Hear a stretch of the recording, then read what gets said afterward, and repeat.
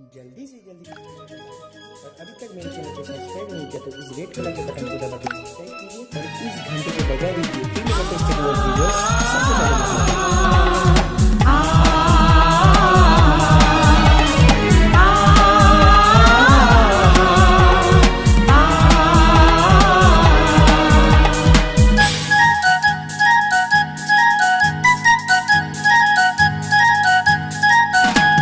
सपना